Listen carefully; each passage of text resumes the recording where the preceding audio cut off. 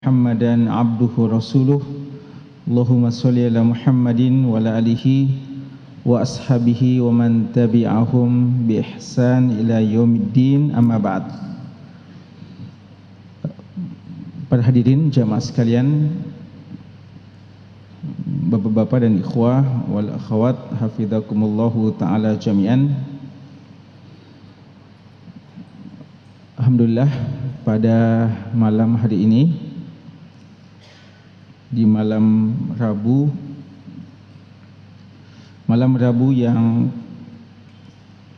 kedua di bulan Jumadal Ula 1440 Hijriah, dengan izin Allah dan taufiknya kembali kita hadir bermajlis untuk sama-sama mengkaji hadis-hadis dari Nabi kita yang tercinta Rasulullah Muhammad sallallahu alaihi wasallam. Hadis-hadis beliau yang pokok, yang merupakan kaidah-kaidah penting dalam ajaran Islam. Pembahasan kita ini kita ambil dari satu kitab yang berjudul Qawaid Nabawiyah, Khamsuna Qaidah fil Ilmi wal Akhlaq was Suluk. Kaidah-kaidah yang bersumber dari Nabi Muhammad sallallahu alaihi wasallam, yang berjumlah 50 kaidah yang berkaitan tentang persoalan-persoalan ilmu, akhlak dan suluk. Kitab kita ini adalah buah karya dari Syekh Profesor Dr. Umar Al-Muqbil hafizahullahu ta'ala. Jamaah sekalian, malam hari ini insyaallah ta'ala kita akan membahas kaidah yang baru, yaitu kaidah yang ke-45. Ya, tersisa 6 kaidah. Kita sudah membahas 40 kaidah dan malam hari ini kita akan membahas insyaallah kaidah yang ke-45. Kaidah yang ke-45 ini bunyinya i'malu fa kullun muyassarun lima khuliqa lahu. I'malu, beramallah, fa kullun, karena sesungguhnya setiap dari kita, muyassarun, akan dimudahkan, lima khuliqa lahu, sesuai dengan apa yang diciptakan untuknya. Artinya sesuai dengan apa yang Allah takdirkan baginya. Beramallah karena sesungguhnya setiap kita itu akan dimudahkan sesuai dengan apa yang telah diciptakan, maksudnya apa yang telah ditakdirkan baginya. Kaidah kita ini seperti yang disebutkan dalam catatan kakinya adalah kaidah yang berasal dari hadis Nabi sallallahu alaihi wasallam yang diriwayatkan oleh Imam Bukhari dan Imam Muslim.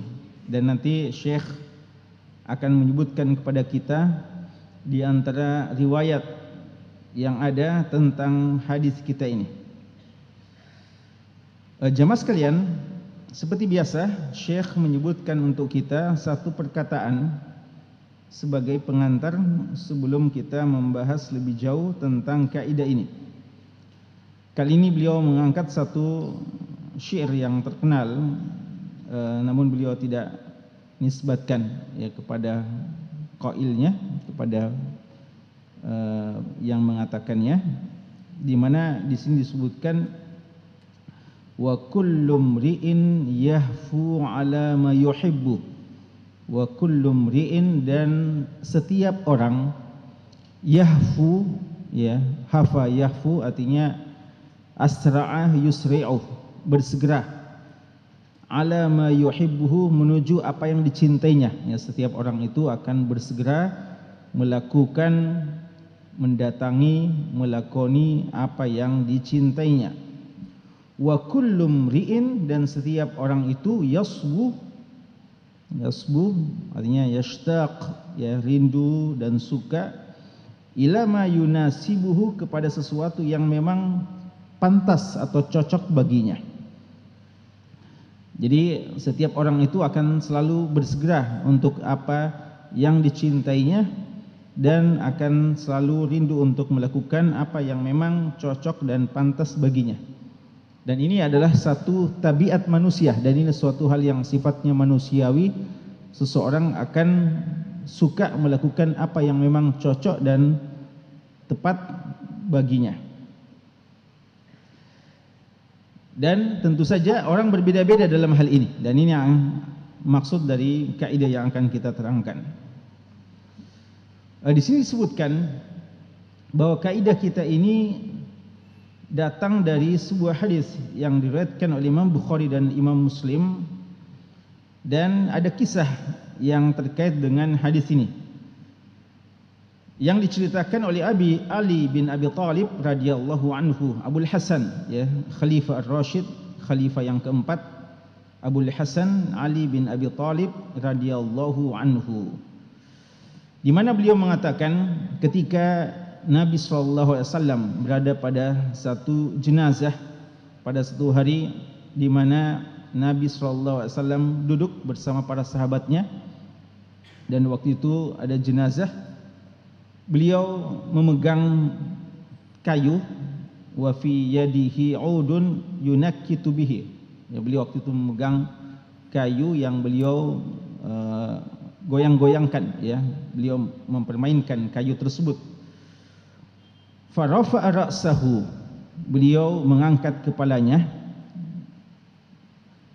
dan mengatakan kepada sahabatnya, ma minkum min nafsin, tidaklah ada di antara kalian satu jiwa, illa wa qad ulima manziluha minal jannah wan nar, kecuali telah diketahui tempatnya di surga atau di neraka. Ya, tidaklah ada di antara kita kecuali sudah ditahu siapa yang akan masuk surga dan siapa yang akan masuk neraka. Jadi setiap kita ini, kata Nabi SAW, sudah ditahu, sudah ada takdirnya, sudah ada ketentuan Allah siapa yang akan menjadi penghuni surga dan siapa yang menjadi penghuni neraka. Dan penyampaian Nabi kita Muhammad SAW ini, waktu itu mereka kumpul-kumpul dan waktu itu ada jenazah.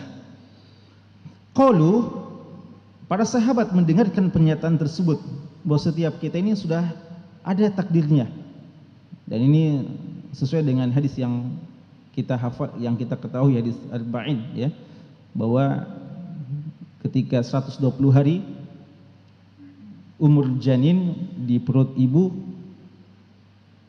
malaikat rahim akan diperintahkan untuk mencatat 4 hal, dan salah satunya adalah syaqiyun au sa'id, apakah dia akan celaka atau bahagia, apakah dia surga atau neraka, apakah dia neraka atau surga, syaqi au sa'id. Para sahabat ketika mendengarkan sabda Nabi SAW ini, mereka langsung mengatakan, mereka langsung mengomentari hadis Nabi SAW tersebut, bahwa kita ini semua sudah ada takdirnya, siapa yang surga dan siapa yang neraka. Mereka mengatakan, ya Rasulullah, wahai Rasulullah, falima na'malu, falima na'malu. Kalau memang ternyata kita semua ini sudah ada ketentuannya, takdirnya, Allah sudah menakdirkan siapa di antara kita penghuni surga dan siapa di antara kita penghuni neraka, falima na'malu. Kalau gitu, apalagi manfaatnya amalan yang kita kerjakan ini? Karena ternyata sudah ada takdir yang menentukan siapa di antara kita surga dan siapa yang menjadi penghuni neraka. Afala nattakilu. Nah, ini pemahaman umum, ya, tentang makna tawakal. Afala nattakilu, apakah kita tidak tawakal saja, artinya berserah diri saja, tidak usah beramal karena kita menuju saja takdir yang Allah tentukan, bahwa kita ada di antara kita masuk surga dan ada di antara kita masuk neraka. Tidak perlu kita capek-capek bersusah payah, karena ternyata memang setiap kita ini sudah ada ketentuannya siapa surga dan siapa neraka. Afala nattakilu, apakah tidak kita tawakal saja, menyerahkan diri saja, pasrah saja? Qal, beliau sallallahu alaihi wasallam bersabda, mengarahkan bagaimana memahami masalah ini dan bagaimana iman kepada takdir. Beliau mengatakan la, tidak. Artinya jangan seperti itu. Jangan sampai mau meninggalkan amal-amal kebaikan, jangan sampai mau tawakal tanda kutip ya, yang diklaim sebagai tawakal. Tapi kata beliau, i'malu, bahkan sebaliknya, hendaknya kalian justru beramal. Tapi fakullun muyassarun lima khuliqa lahu. Tapi yakinlah setiap orang akan dimudahkan sesuai dengan apa yang telah ditakdirkan baginya. Jadi setiap orang akan dimudahkan, artinya diberikan taufik untuk menuju apa yang ditakdirkan baginya. Summa qara', kemudian beliau membaca firman Allah dalam surat Al-Lail, fa amma man a'ta wattaqa wa saddaqa bil husna fasanuyassiruhu lil yusra wa amma man bakhila wastaghna wa kadzdzaba bil husna fasanuyassiruhu lil usra.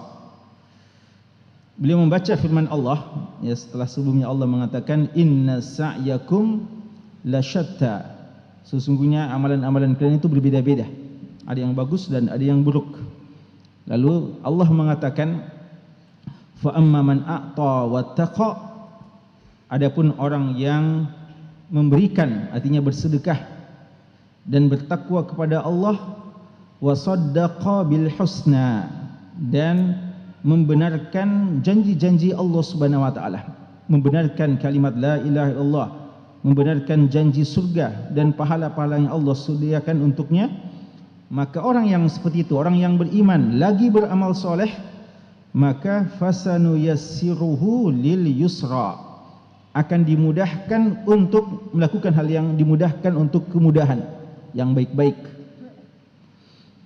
Wa amma man bakhila wastaghna, adapun yang bakhil dan merasa cukup, wa kadzdzaba bil husna, dan mendustakan janji-janji Allah, pahala-pahala yang Allah berikan kepada orang yang melakukan kebaikan dan ancaman yang Allah ancamkan kepada pelaku-pelaku keburukan, mereka tidak peduli dengan itu, mereka melakukan semaunya saja tanpa mengindahkan peringatan-peringatan Allah, maka orang semacam itu dimudahkan tapi untuk satu kesusahan, artinya dimudahkan untuk melakukan hal-hal yang buruk, hal-hal yang tidak baik, waliyadzubillah.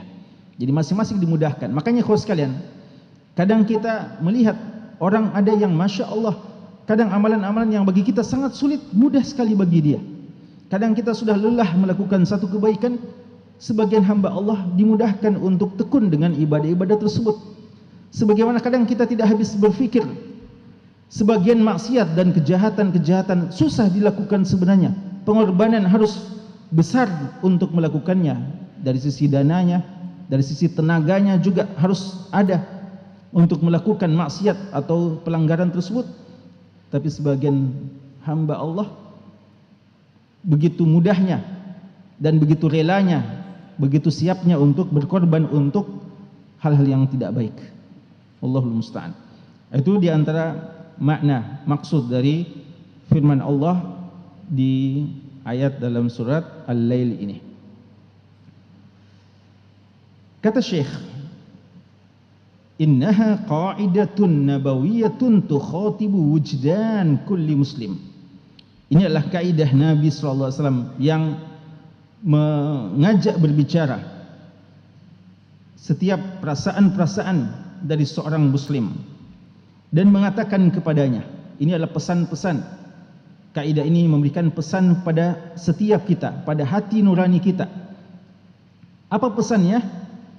La tatawaqqaf fil hayah, bahwa dalam kehidupan ini jangan kita berhenti. Kita harus selalu dinamis, bergerak terus, jangan statis.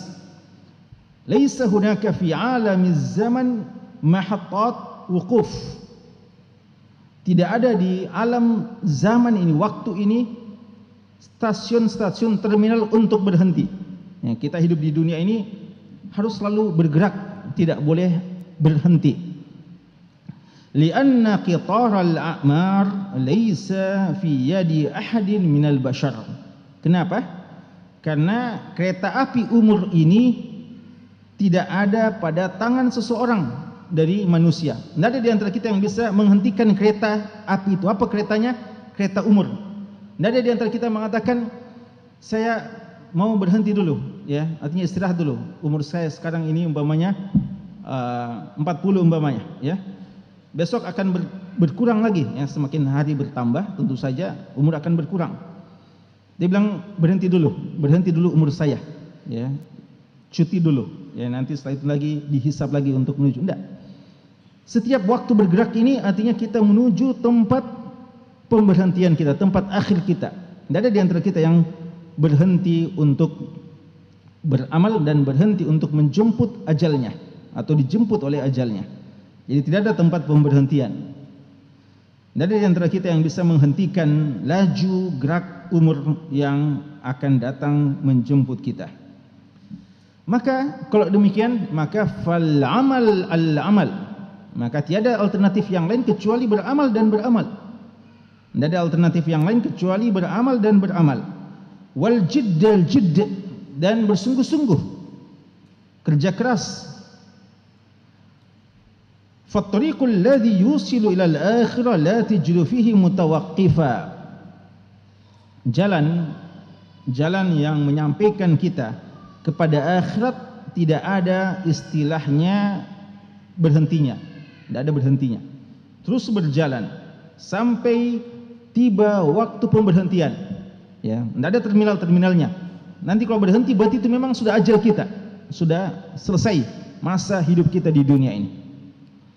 Bal la tara fihi illa mutaqaddiman sabiqa atau mutaakhiran mutaathira.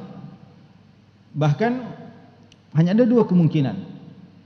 Orang yang hidup di muka bumi ini yang menuju kehidupan akhiratnya adalah orang yang terus berjalan cepat menuju kepada kebaikan, bersegera dengan kebaikan tersebut, atau yang terlambat dan akan terjatuh dan akan terpleset dan terjatuh pada jalan dari jalan yang benar. Karena itu Allah mengatakan dalam Al-Quran di surat Al-Muddathir ayat ke-37, liman syaa minkum ayyataqaddama aw yata'akhkhar. Di sini antum perhatikan, ikhwaskan, Allah cuma menyebutkan dua kemungkinan saja. Allah memberikan pilihan kepada kita dua pilihan saja, tidak ada yang ketiga. Allah tidak mengatakan liman syaa minkum ayyataqaddama aw yatawaqqafa aw yata'akhkhara. Tidak, tapi Allah mengatakan liman syaa minkum ayyataqaddam aw yata'akhkhar. Bagi siapa di antara kalian yang mau bergerak maju menuju kebaikan, kejayaan, kemuliaan, aw yata'akhkhar, atau justru mundur, futur, dan waliyadzubillah murtad dan jatuh pada pelanggaran-pelanggaran Allah Subhanahu wa taala dan seterusnya. Jadi hanya ada dua kemungkinan. Kita mau maju terus bergerak untuk jauh lebih baik, atau kita justru mundur ke belakang, waliyadzubillah. Tidak ada istilah mau istirahat dulu, mau cuti dulu, mau berhenti dulu, ya, mau diam dulu. Hanya ada dua kemungkinan, entah kita bergerak untuk laju dan maju, atau kita justru mundur ke belakang untuk kebinasaan, waliyadzubillah. Dan sini Allah mengatakan liman syaa minkum. Jadi pilihan, mau ndak kita ini, ya, jadi Allah memberikan kepada kita pilihan. Jadi kita menuju kepada apa yang Allah tetapkan, dan kita punya pilihan. Siapa di antara kita yang mau maju untuk kebaikan, atau justru mundur ke belakang untuk kemaksiatan dan pelanggaran-pelanggaran dari syariat Allah Subhanahu wa taala. Kata Syekh, kaidah kita ini adalah kaidah yang mengandung satu hukum penting atau satu asal rukun iman yang besar dari rukun iman yang 6. Rukun iman apa itu? Iman terhadap takdir, ya. Masalah kita ini i'malu fa kullun muyassarun lima khuliqa lahu. Ini kaitannya dengan rukun iman yang ke-6. Ya, rukun iman ke-6, kepercayaan kita, keyakinan kita akan apa yang telah Allah tetapkan. Dan di antara maratib al-iman bil qadar adalah iman terhadap al-khalq, yaitu Allah telah menciptakan takdirnya, ya, setelah sebelumnya Allah Subhanahu wa taala telah menuliskannya. Jamaah sekalian, di sini kata Syekh, kaidah kita ini adalah iman terhadap takdir, al-iman bil qadari khairihi wa syarrih, takdir yang baik dan takdir yang buruk. Semua ketetapan Allah adalah baik bagi hambanya. Cuma maksud dari bil qadari khairihi wa syarrih adalah menurut kita, bahwa baik menurut kita kalau dapat nikmat, wa syarrihi ketika dapat musibah bagi kita, kita merasa tidak baik, tidak menguntungkan kita. Itu maksudnya ya. Padahal walaupun sebenarnya setiap ketentuan Allah adalah baik. Huluwihi wa murrihi, dalam sebagian riwayat demikian disebutkan, yaitu iman terhadap takdir yang manis dan takdir yang pahit ya. Jadi dalam banyak riwayat khairihi wa syarrih, dan dalam sebagian riwayat huluwihi wa murrihi, takdir yang manis dan takdir yang pahit. Awwalihi wa akhirihi, takdir yang awal dan yang akhir. Wa hadha la yatimmu illa bi an ya'tarifa al-'abdu anna 'ilma Allah muhitun bi kulli syai'. Dan ini tidak mungkin bisa sempurna. Tidak mungkin keimanan kita terhadap takdir bisa sempurna kecuali ketika seorang hamba dia mengakui bahwa ilmu Allah meliputi segala sesuatu. Jadi Allah ilmunya meliputi segala sesuatu tanpa kecuali. Yaitu Allah mengetahui amalan-amalan hamba yang baik maupun yang jahat. Allah Subhanahu wa taala mengetahui seluruh perkara-perkara hamba dan keadaan-keadaan hamba. Bahkan bukan cuma al-ilm, tapi Allah juga wa kataba dzalik. Ini juga di antara iman terhadap takdir adalah kitabah. Allah menuliskannya, menyuruh kepada qalamnya untuk menuliskan takdir-takdir tersebut fil lauhil mahfuz, dalam lauh al-mahfuz. Sebagaimana yang Allah firmankan dalam surat Al-Hajj di ayat ke-70, alam ta'lam anna Allah ya'lamu ma fis samai wal ard.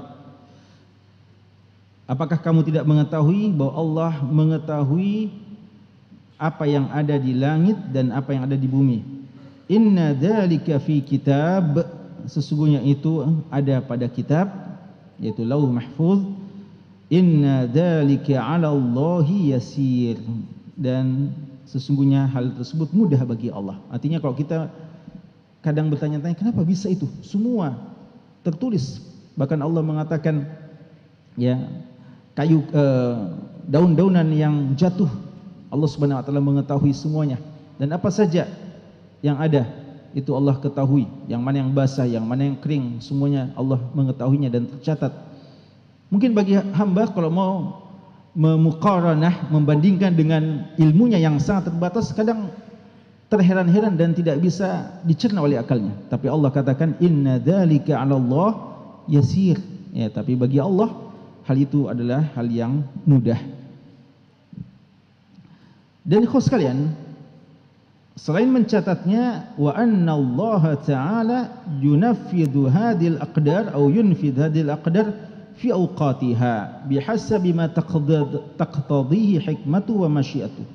Dan Allah Subhanahu wa taala akan menjalankan, menerapkan apa yang telah Allah takdirkan, tapi tidak sekaligus, sesuai dengan hikmah-hikmah ketetapan Allah, sesuai dengan ketentuannya, konsekuensinya dan hal yang Allah telah tetapkan.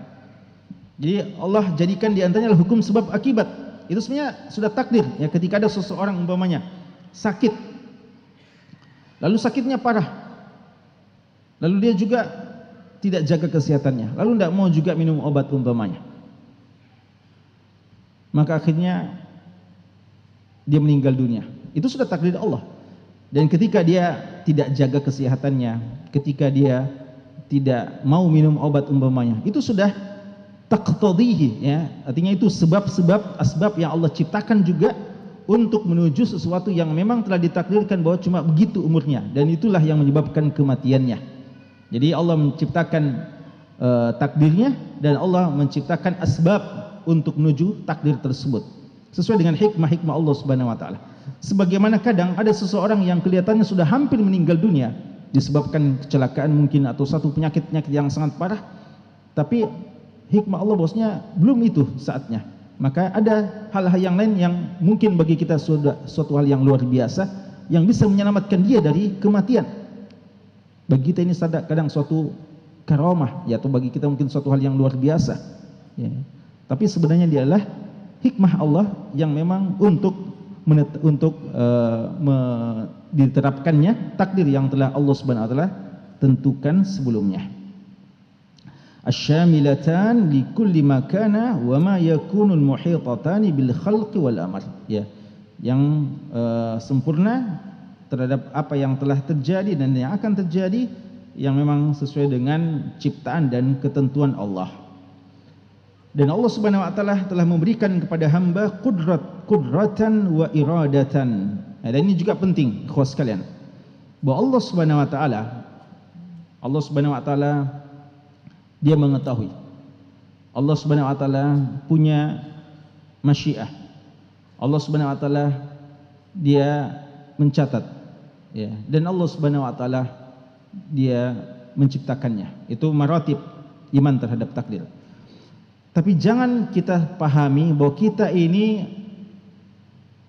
seperti yang dipahami oleh orang-orang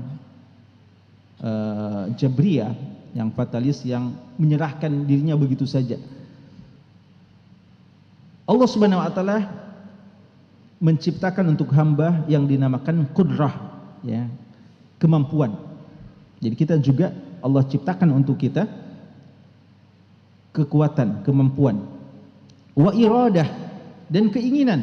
Ini yang kadang jadi masalah. Kadang ada orang yang tidak mau paham terhadap dirinya dalam masalah seperti ini, bahwa dia punya kekuatan untuk bisa menuju sesuatu yang diharapkannya, sebagaimana dia punya pilihan untuk memilih yang mana yang baik untuk dia ambil. Kan biasa orang-orang kadang berhujjah dan payahnya tidak objektif kadang dalam menetapkan hal ini atau dalam memilih. Kadang untuk masalah-masalah duniawi begitu ideal, untuk masalah agama kadang beralasan dengan takdir ya. Untuk hal-hal yang sifatnya duniawi kadang mereka rela untuk bekerja keras, membanting tulang, dengan alasan rezeki tidak akan datang begitu saja, kita harus jemput, usahakan ya.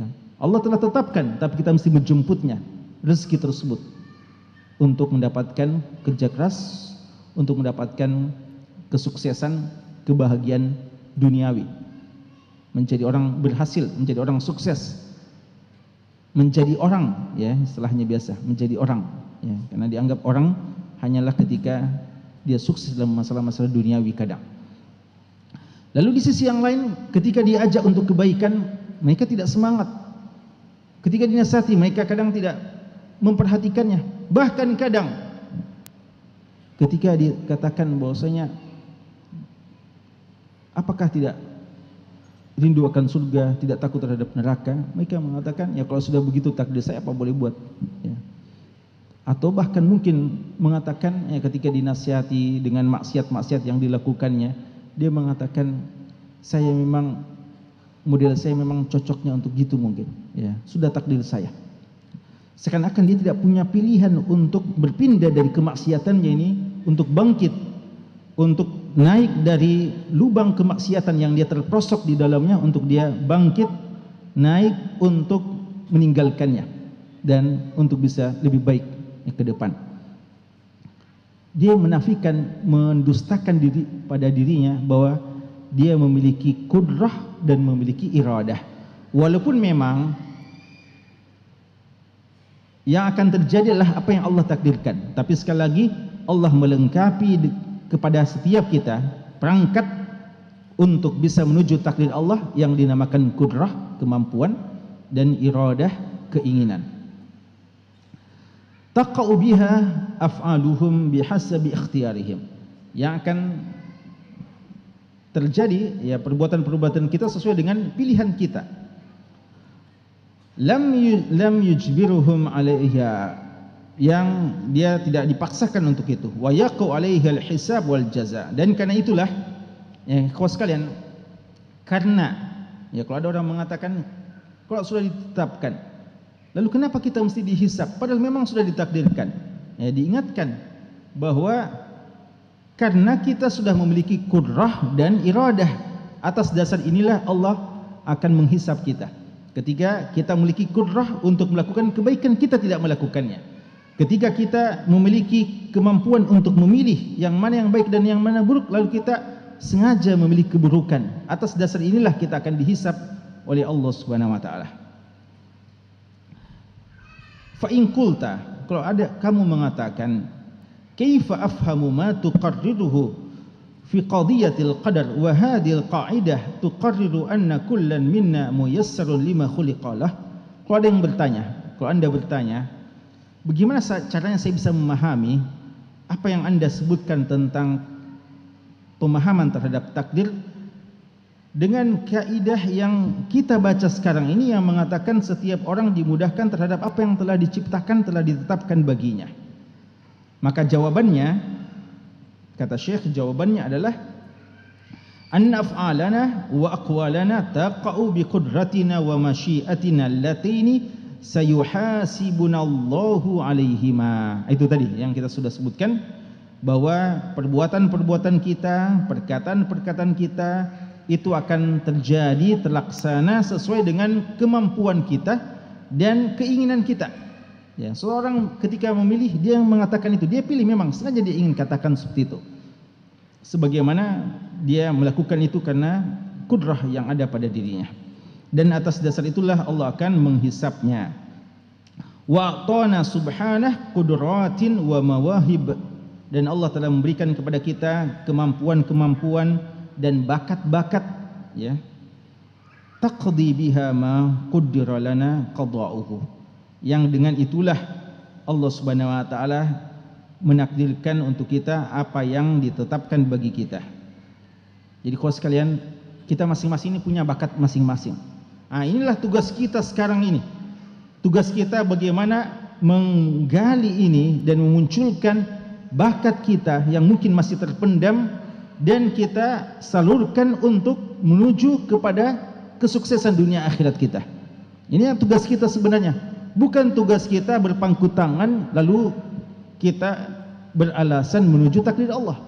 Bahkan tugas kita ketika kita menyadari bahwa Allah telah menciptakan kemampuan kepada kita, bakat yang berbeda-beda di antara kita. Bagaimana dengan bakat yang Allah berikan, kemampuan yang Allah berikan, dan setiap kita pasti memiliki kemampuan. Cuma bagaimana jenis bentuknya berbeda-beda. Ada kadang orang dari sisi ini, ada dari sisi yang lain. Tapi setiap kita punya potensi yang jika dia manfaatkan dengan baik bisa menuju kesuksesan dunia dan akhiratnya. Jadi inilah tugas kita. Kata Syekh, fa'alainal kashfu. Inilah, mari kita al-kashf, menyingkap ini, mengungkap dan menyingkap an hadil qudurati wat taqat, kekuatan-kekuatan dan potensi-potensi yang kita miliki. Wa alla natakallafa ma la yunasibuna, sebagaimana jangan kita terlalu memaksakan diri kita untuk sesuatu yang tidak cocok bagi kita. Kalau sekalian, Allah menciptakan berbeda-beda kita. Ya mungkin ada di antara kita fisiknya tidak terlalu kuat, tapi ada potensi yang lain, mungkin kecerdasannya. Sebagaimana ada kadang mungkin orang kecerdasannya tidak terlalu hebat, biasa-biasa saja. Tapi dari segi kekuatan fisiknya dia bisa berbuat kebaikan. Maka jangan kita paksakan, syukuri. Ada seorang yang miskin mungkin tapi bisa berbuat kebaikan dari sisi yang lain, dan ada yang kaya. Tidak perlu saling iri. Tapi tugas kita adalah bagaimana mensyukuri potensi yang Allah berikan untuk kebaikan tersebut. Karena ingat, fakullun muyassarun lima khuliqalahu. Setiap kita akan dimudahkan sesuai dengan apa yang diciptakan untuknya. Wa min jihatin ukhra, dan dari sisi yang lain, fa inna hadhil qaidah an-nabawiyyah al-muhakkamah tushiru ila ma'nan akhar, wa huwa anna man wajjaha wajhahu wa qasdahu li rabbih hubbiba ilaihi al-iman wa zayyanahu fi qalbihi, atau habbaba ilaihi al-iman wa zayyanahu fi qalbihi. Dari sisi yang lain, ikhwas sekalian, adalah dari kaidah ini juga kita bisa fahami, karena Allah memberikan kepada kita kudrah dan memberikan kepada kita masyiah, bahwa kapan kita arahkan itu untuk dekat dengan Allah, kita hadapkan wajah kita kepada Allah, dan senantiasa niatan kita, harapan kita, tujuan kita adalah Allah. Qasduna Allah. Allah adalah tujuan dari setiap perbuatan kita. Maka kapan kita mau untuk itu, bermujahadah untuk itu, kita akan mendapatkan satu kebaikan yang sangat besar. Apa itu? Habbaba ilaina al-iman. Ya, Allah akan menjadikan kita cinta kepada keimanan. Dan wa zayyanahu fi qulubina, ya, atau zayyanahu fi qalbihi. Allah akan menjadikan iman itu manis, indah pada hati-hati kita atau pada hati-hatinya. Dan Allah akan menjadikan orang tersebut benci kepada kekufuran, kefasikan, wal isyan, dan seluruh jenis perbuatan dosa-dosa yang lainnya. Wa ja'alahu minar rasyidin, dan Allah menjadikan bagi dia termasuk orang-orang yang rasyidin. Ya, ini isyarat terhadap firman Allah dalam surat Al-Hujurat, ya, ayat 7 dan 8. Wa ja'alahu minar rasyidin fatammat alaihi ni'amullahi min kulli wajh. Nah, kalau ini yang dia dapatkan, kata Syekh, maka sempurnalah seluruh nikmat Allah baginya dari seluruh sisinya. Jadi kawan sekalian, kalau kita sudah tahu bahwasanya potensi dan iradah yang Allah berikan kepada kita itu akan menjadi sebab kita menuju terhadap apa yang kita harapkan, kita inginkan, maka jadikanlah kudrah kita dan iradah kita yang paling pertama, jadikan semua potensi kita yang paling utama untuk Allah, dan jadikan keinginan kita yang paling utama adalah Allah. Jika demikian, maka Allah tidak akan menyanyiakan hal tersebut. Allah akan menjadikan kita cinta keimanan, dan Allah menjadikan kita merasa manis itu iman, dan kita benci, muak, tidak suka terhadap setiap kemungkaran, kekufuran, kefasikan, dan seluruh dosa-dosa yang ada. Wa man wajja wajhahu li ghairillah, dan sebaliknya, siapa yang memalingkan wajahnya kepada selain Allah, wa tawalla aduwahu syaitan, dan mengangkat musuhnya Allah, syaitan, sebagai walinya, lam yuyassir li hadhil umur, tidak akan dimudahkan baginya hal-hal tersebut. Bal wallahu Allahu ma tawalla, bahkan Allah akan memalingkan dia sesuai dengan sikapnya berpaling dari Allah Subhanahu wa taala. Wa khadalahu, dan Allah meninggalkannya. Wa wakkalahu ila nafsih, dan Allah tidak membantunya dan membiarkan dia sendiri tanpa Allah sebagai walinya. Walaysa lahu ala rabbi hujjah, dan ya dia sudah dekat sama syaitan, memang pengharapannya kepada syaitan, lalu Allah berpaling darinya, Allah tidak akan menolongnya, dan Allah akan menyerahkan urusannya sepenuhnya pada dia.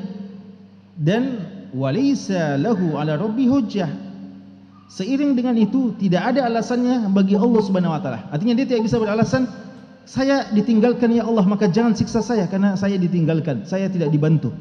Ini seharusnya dia harus menyadari bahwa dialah yang pertama kali memilih hal tersebut, maka dia dipalingkan dari jalan kebenaran, dan dia tidak bisa beralasan bahwa saya memang sudah begitu, saya ditakdirkan untuk itu, maka tidak boleh saya disiksa terhadap perbuatan maksiat saya. Itu tidak boleh menjadi hujjah bagi dia. Fa inna Allah a'tahu jami'al asbab allati yaqdir biha 'alal hidayah. Karena Allah Subhanahu wa taala telah menunjukkan kepadanya semua sebab-sebab untuk dia mendapatkan hidayah. Sebagaimana kadang begitu banyak kiat-kiat untuk mengais rezeki, ya, kiat-kiat untuk menjadi orang kaya, kiat-kiat menjadi pedagang sukses, begitu banyak.